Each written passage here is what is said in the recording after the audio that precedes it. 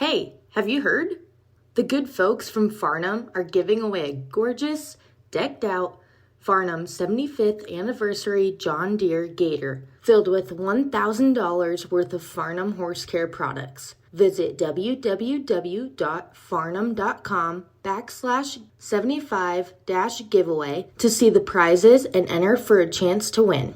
Again, that is www.farnam.com/75-giveaway. Happy 75th anniversary, Farnam. Thank you for always being our partner in horse care. This is Chelsea Schaefer, and this is Season 4 of The Score. You all have listened to this podcast 750,000 times, and we are here in Season 4 to bring you even more of what you love.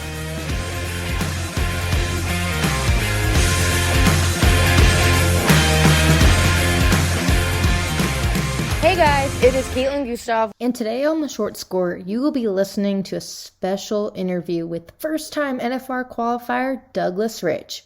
Unofficially, of course, since the 2021 regular season doesn't officially end until Thursday, September 30th. But Douglas heeled for fellow NFR qualifier Coy Rallman, who is also a first-timer. We got 2 NFR rookies roping together, you guys. That's exciting. And you've listened to Coy on The Short Score previously. But today, you will hear from Doug on how he and Coy secured their spot and what was the initial driving factor into the final week of the 2021 Pro Rodeo season for Doug, which I'll just give you a little snippet right now. Unfortunately, Douglas's dad, Lonnie Rich, passed away unexpectedly on September 18th.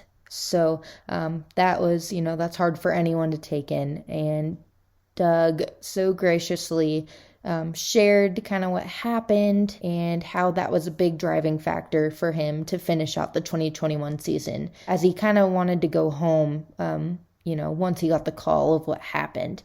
So his dad's got the best seat in the house to watch him in that little yellow building come December. And I'm going to let Doug in this interview kind of explain all of that, and stick around and keep an eye on our pages because we'll have a more in-depth story online about Doug and everything that's kind of happened and that initial driving factors. So enjoy this episode with Douglas Rich. Doug, how does it feel when someone says that you're an NFR qualifier now? How does that feel? Oh, heck, I don't really know. It feels good, I guess. It's kind of starting to sink in more and more now that they've updated the standings and everything, and it's more, not official yet, but they got all the money in there. You can see it. I don't know. It's pretty crazy, really, honestly. Yeah, that's what I was texting Coy, because all last weekend I kept, after each round, and I knew the money, I kept personally, I had everyone's names written down, and I was adding all their world standings plus their money they just earned, trying to figure it out. And I text Coy after that final round at Salinas, and I was like, is it true? Are you guys in the top 15? He's like, yep. That's so exciting. Yeah, I hadn't really looked at it that close. I knew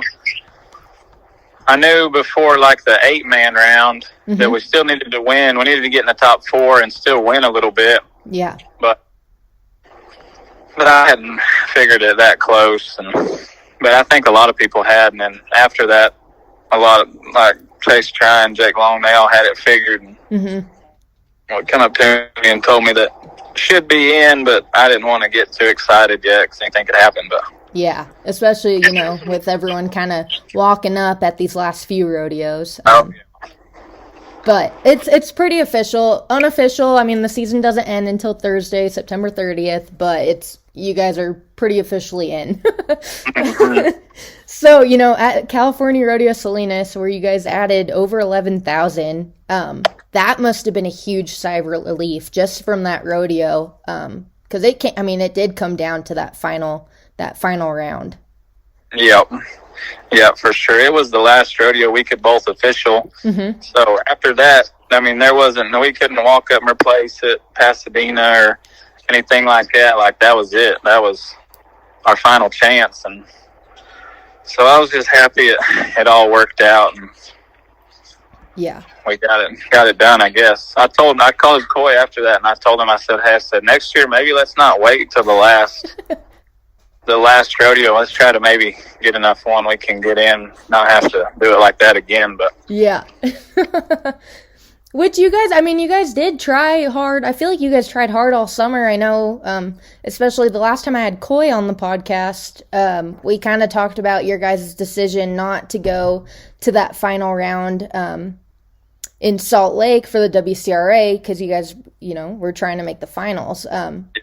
So it's not like you guys weren't trying all summer.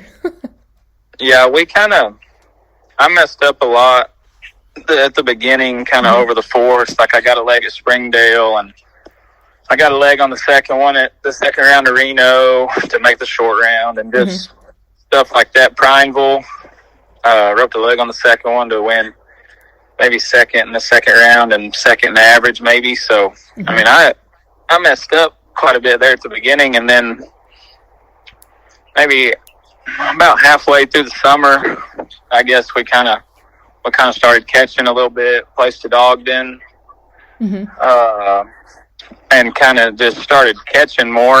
And then it seemed like we was catching and we was drawing pretty good steers and making good runs, and we was being fast enough to place decent in maybe one round, and then we'd place in the average. And I think, I messed up at like Lawton still. Messed up a lot, really. You get to thinking back on it, but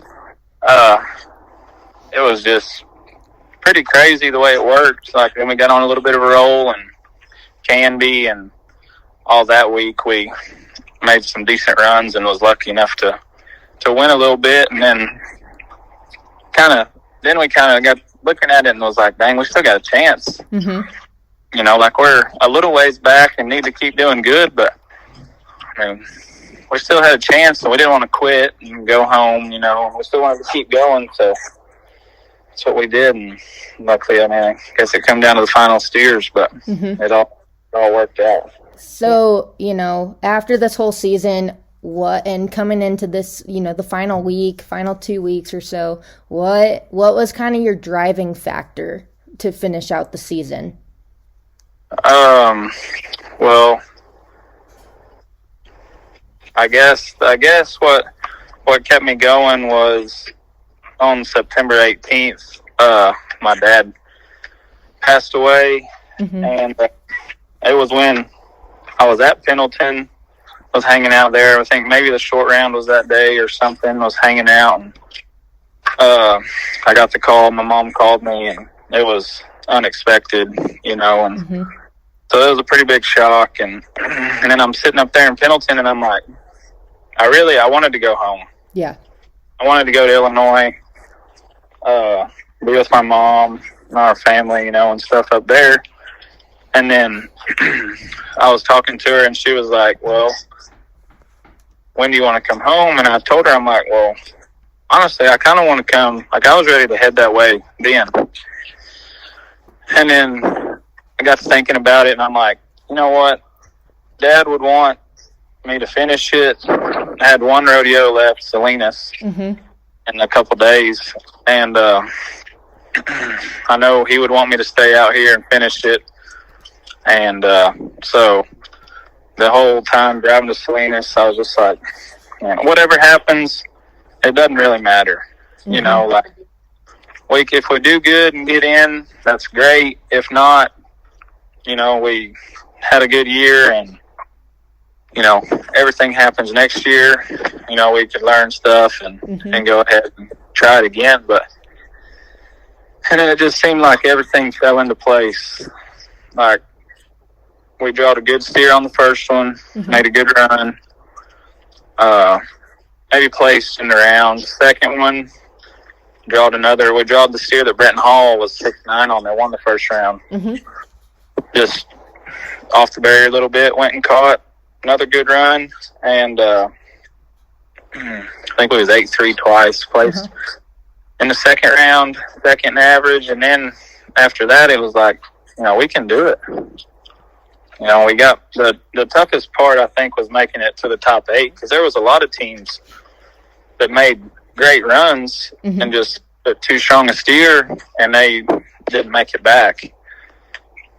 And then we went second to last in the 8-man, and there was a couple barriers, a couple misses that I feel like a lot of times you would never see.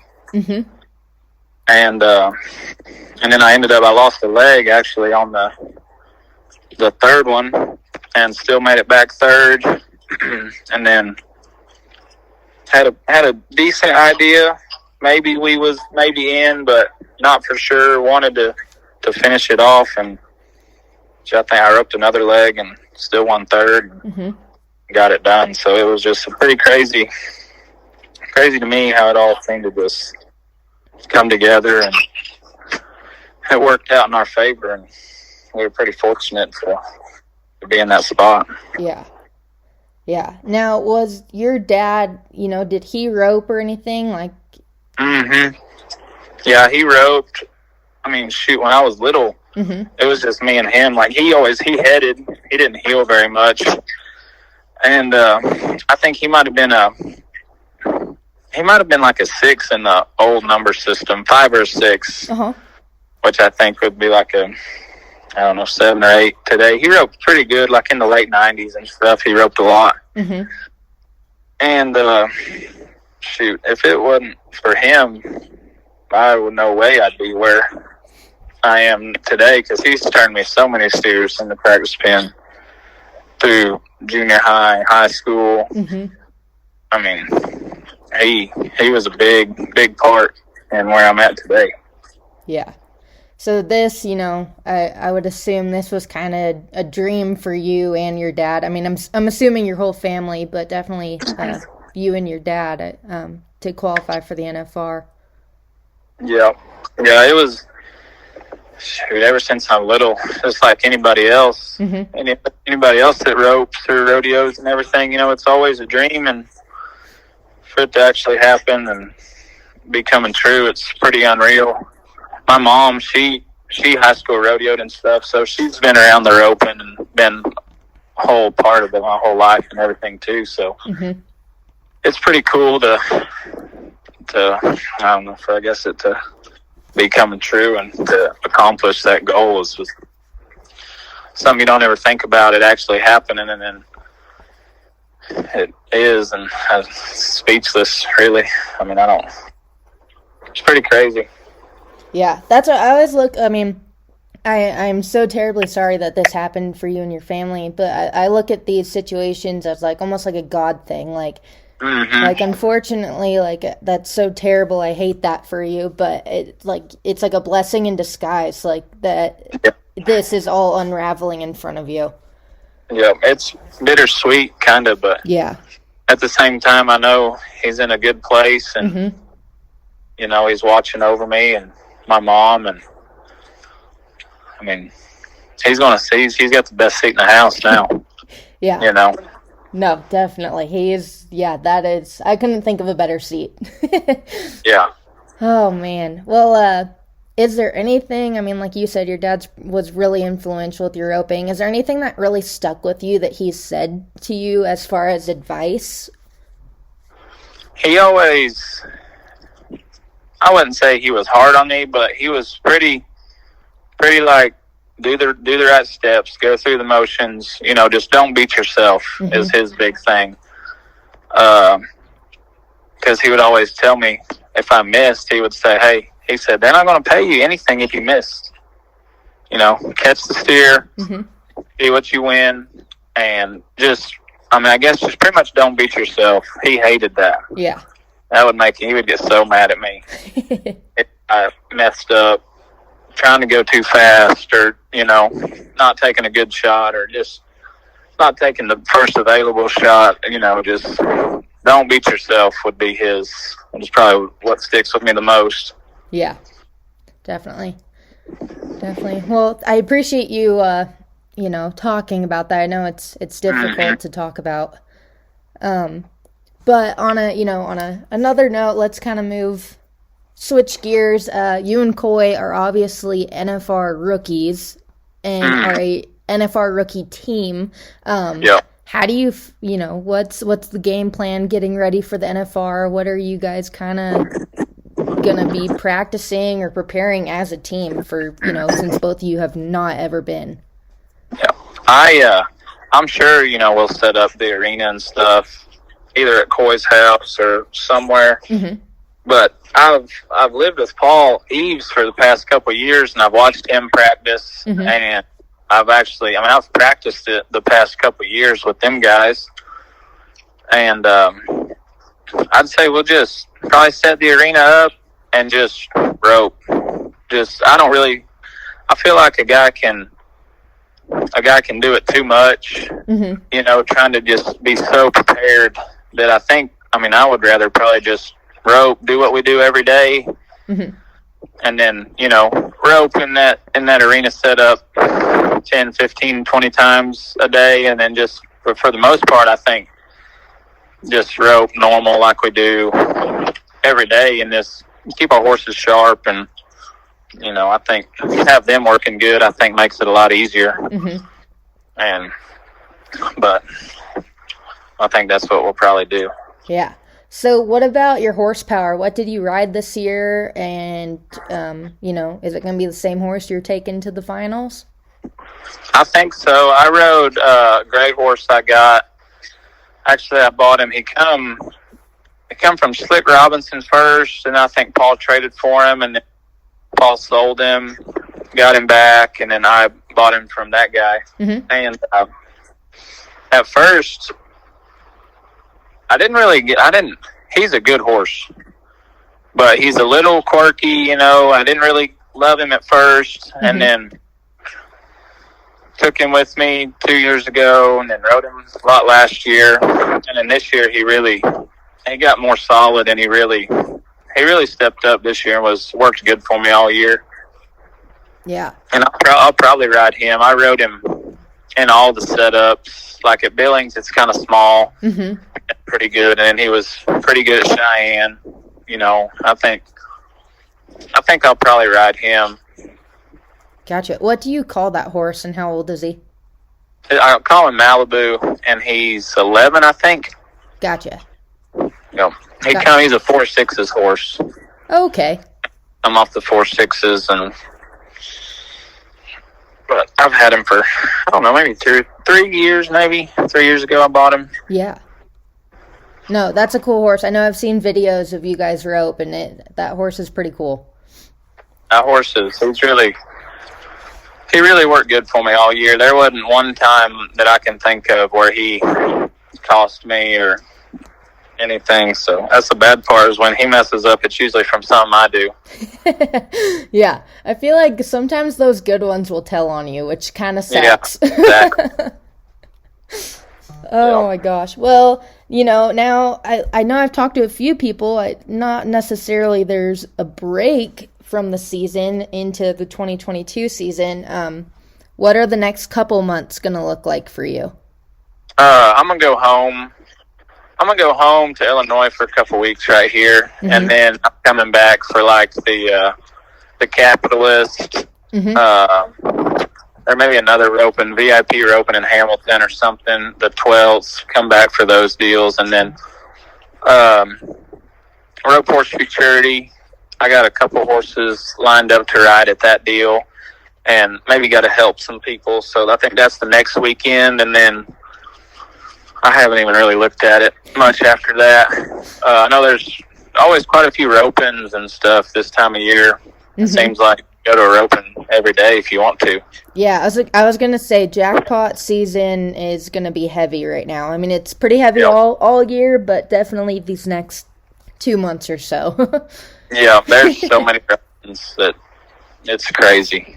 I love it. Yeah. Well, I know I talked to Coy a little bit. Are you going to be joining him in Arizona before NFR? Or?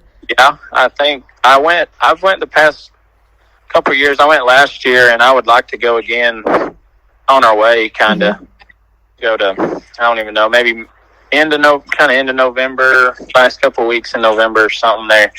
I think you can go to 5 or 6 for sure, maybe more. I'm not 100% sure, but yeah, no, but there, like you said, there's a ton to do. So And a lot of preparing for that little yellow building. Mm-hmm. Yeah, we'll have to save some time to practice in there sometime. Yeah. Gotcha. Yep. Well, Doug, I so appreciate you letting me take some of your time up today. Yeah. Watch, learn, be inspired. A horse lover's dream is streaming to a smart device near you this fall. Horse Week, brought to you by Boehringer Ingelheim, is coming October 3rd through the 9th, 2021. Riders and horse lovers of every level and discipline will enjoy profiles of incredible equine athletes, storytelling that celebrates the horse-human bond, heartwarming tales of horse heroics, and advice from world-class trainers like Trevor Brazil, Patrick Smith, Larry D. Guy, and more. Tune in from the barn, office, or the comfort of your couch. Equine Network is making it easy to watch the week-long celebration from any smart device. Visit horseweek.tv for more information. That is HORSEWEEK.TV for more information, and it's free.